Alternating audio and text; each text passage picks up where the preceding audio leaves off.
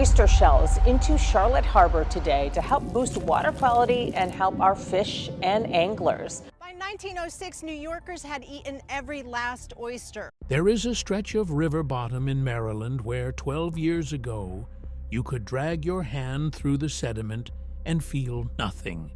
No resistance, no texture, just mud, soft and suffocating, swallowing your fingers the way quicksand swallows a boot. No shells, no structure, no sign that anything had ever lived there at all. And yet, in 1700, ships had to steer around that exact spot or risk running aground on oyster reefs so tall and so dense they broke the surface at low tide. 3 centuries separated those two realities. One was an accident. The other was a machine running without interruption for 6,000 years. What happened between those two moments, and what a group of engineers and biologists did to reverse it using granite boulders, disease-resistant shellfish, and high-pressure water hoses, is one of the most precisely engineered ecological recoveries in American history. And the lesson it produced has almost nothing to do with oysters. To understand what was lost, you have to understand what the bay actually was before the dredges arrived. Not metaphorically, mechanically. The Chesapeake Bay sits at the bottom of a drainage basin, pulling water off 6 states.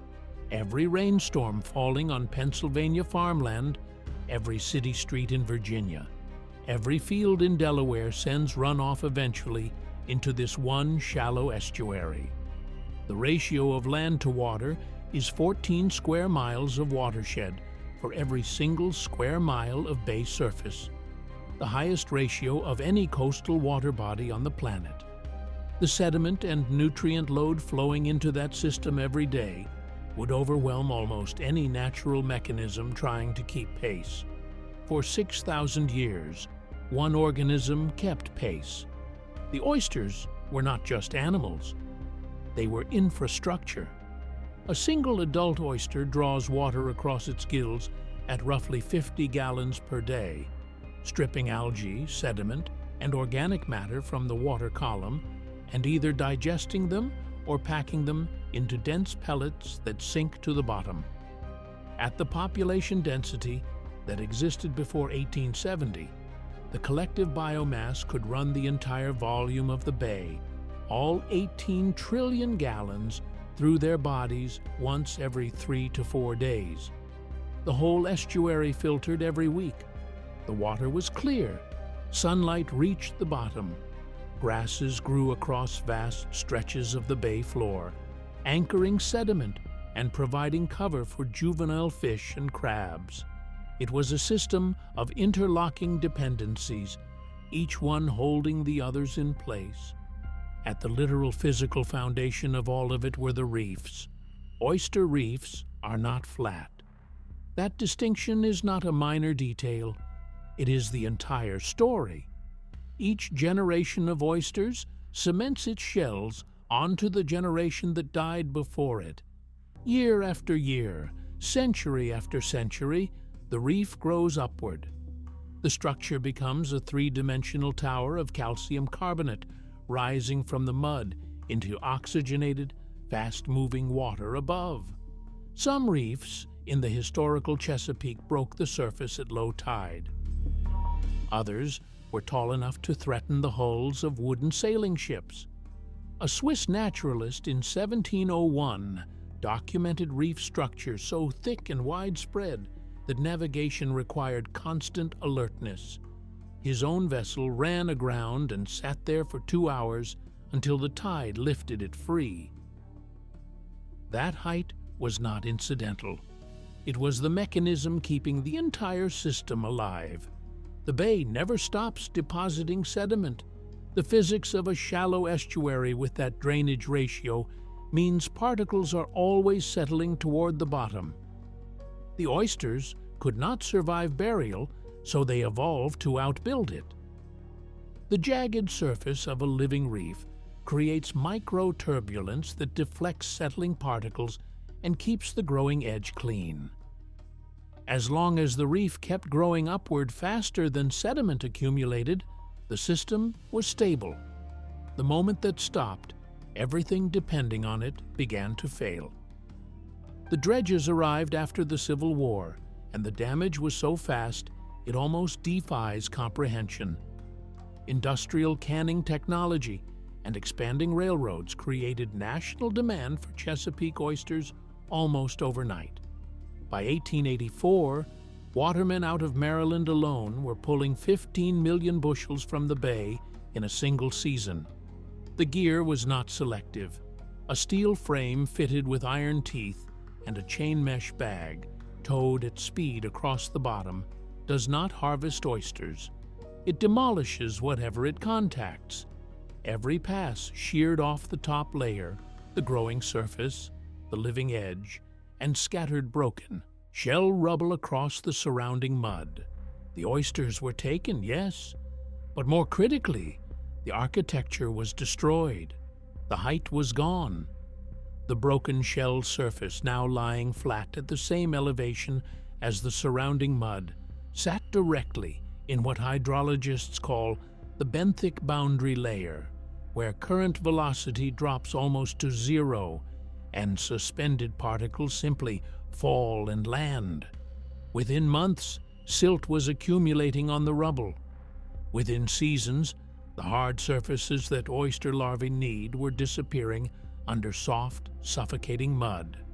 Oyster larvae drift in the water column for roughly 2 weeks before they must locate a hard, clean surface and attach or die.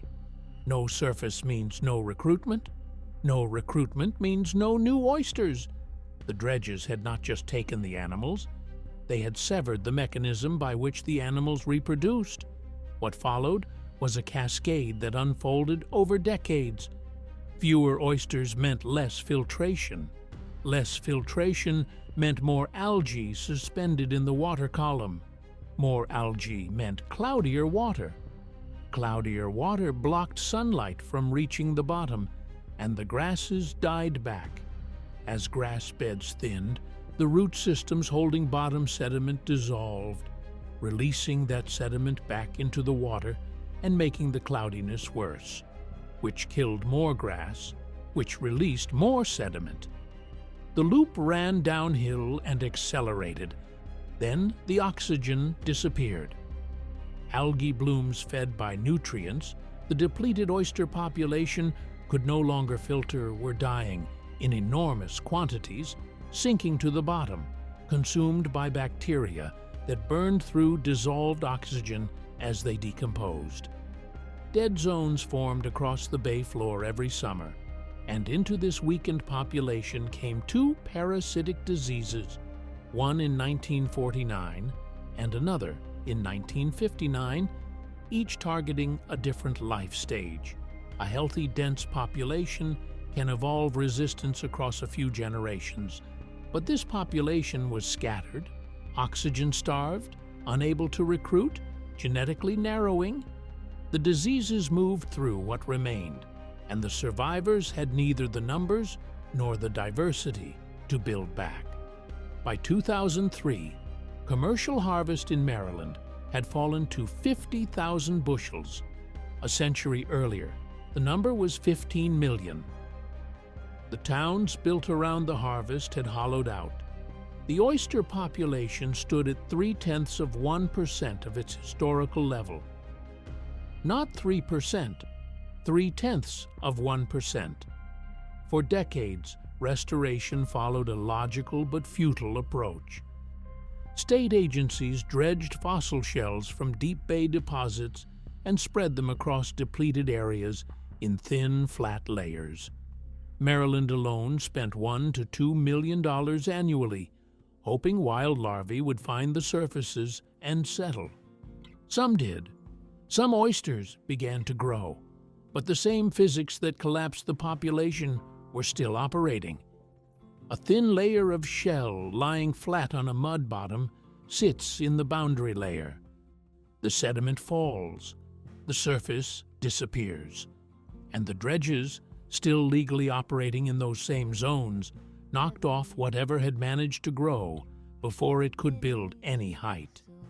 By the early 2000s, the fossil deposits were exhausted, and the shucking houses could not supply the program. The entire approach had collapsed. The failure had a clean logic. The problem was never the absence of oysters. The problem was the absence of structure tall enough to stay above the sediment. Every solution that laid flat material onto a flat bottom was fighting the same physics that caused the collapse, and losing for the same reason. The plan that finally worked started with a different question. Not where do we put the oysters, but what do we build first so the oysters can survive once they get there? In 2014, a coalition of federal agencies, state governments, and non-profits committed to rebuilding the physical floor of the estuary, not with shells, with stone. The Army Corps of Engineers ran sonar surveys across 5 Maryland rivers and 5 Virginia rivers, finding locations with the firmest ground, the best current flow, and the right salinity. Then they loaded industrial barges with quarried granite, crushed concrete, and fossilized shell, and began building reefs from scratch. The Piankatank River alone required 29,000 tons of granite across 9.5 barges just to build 25 acres of reef base. The stone was lowered onto the river bottom and arranged into structures rising 8 to 15 inches above the surrounding mud. 8 to 15 inches. That measurement sounds trivial until you understand it is precisely the distance separating the dead layer of zero-velocity water at the very bottom from the moving, oxygenated water above it. At that height, the granite surface sits in flow. Settling particles get deflected rather than deposited. The surface stays clean. An exposed hard surface in moving oxygenated water is exactly what a larva needs to survive the first critical hours of its attached life. At a hatchery on Maryland's eastern shore, biologists had spent years identifying the toughest surviving oysters in the bay, animals that persisted through multiple disease exposures in the most hostile high salinity waters available. Those animals were bred in controlled tanks, and their larvae were set onto cleaned recycled shell material where they attached and calcified within 2 days. Living oysters pre-bonded to a portable surface, ready for deployment. Teams loaded those covered surfaces onto shallow draft boats, navigated to GPS coordinates matched precisely to the sonar maps, and used high-pressure water hoses to blast the living material directly onto the granite bases below. Every element solved a specific failure point in the original collapse. And critically, every restoration site was permanently closed to any form of extraction. No dredges, no commercial harvest, no removal of any kind ever. For the first time, oysters placed onto a restored surface would not be removed before they could build structural height. Harris Creek on Maryland's eastern shore became the flagship site. Before restoration, it contained 2 functioning acres of reef out of a historical 1,500. The project built 348 acres of new reef and planted 2.5 billion disease-resistant animals onto them. The cost was just over $29 million. Then they waited. The monitoring protocol was built around 3-year and 6-year evaluations. There was no shortcutting it. The oysters had to survive disease cycles, survive winter, survive the freshwater floods of 2018 that dropped salinity to levels that stress every bivalve in the system. The stone held. The oysters held.